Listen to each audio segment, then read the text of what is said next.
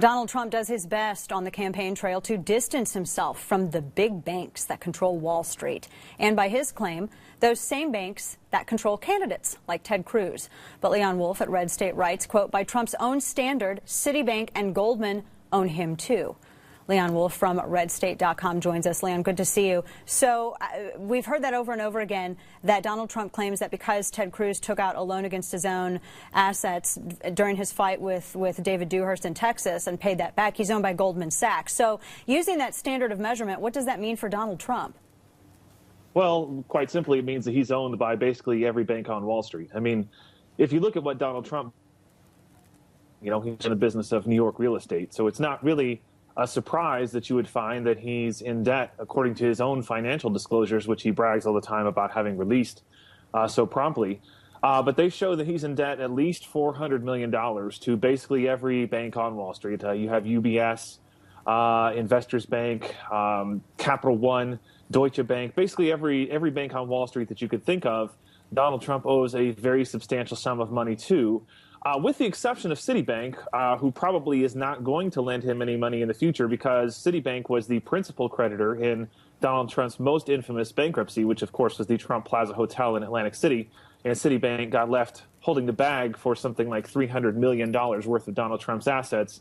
And in exchange in that bankruptcy, they got 49% ownership in that hotel. So Donald Trump has been in bed with basically every bank in Wall Street pretty much throughout his entire career, and it's somewhat disingenuous for him to say that Ted Cruz is owned by Wall Street for taking out a relatively small loan by comparison. Oh, very much by comparison. And of course, there are also the allegations about Donald Trump's relationship with George Soros, because as I understand it, he has some involvement in the Deutsche Bank as well. What can you speak to that?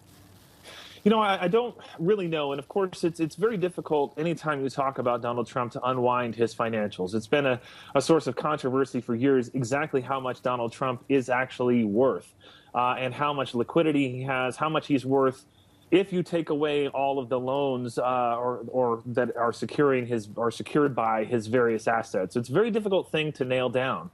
But we do know, and I think that this is a more important and compelling point than what he says about Ted Cruz having received a loan from Goldman Sachs. We do know that Donald Trump is a shareholder in Goldman Sachs, in fact, a relatively large one. And so to me, that's a more compelling point by his own standard, because what that means is essentially Trump has a direct interest in the financial success of Goldman Sachs. So, by his own standard, he's playing fast and loose by the rules of his own rhetoric.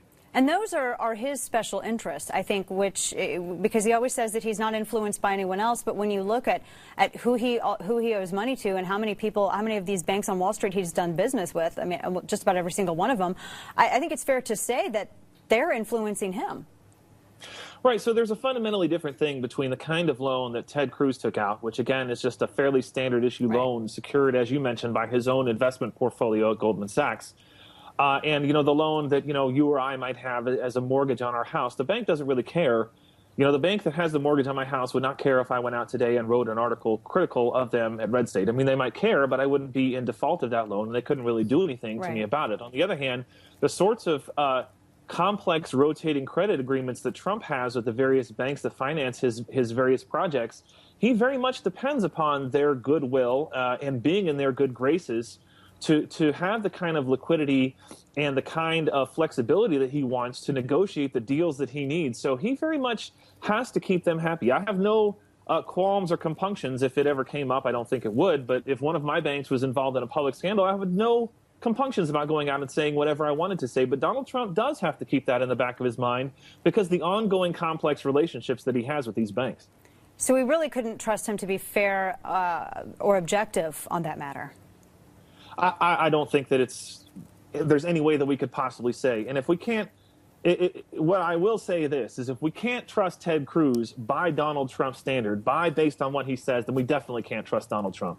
Oh, there you go. Leon Wolf, managing editor of RedState.com. Leon, thank you so much. Good to see you. Thanks, Dana.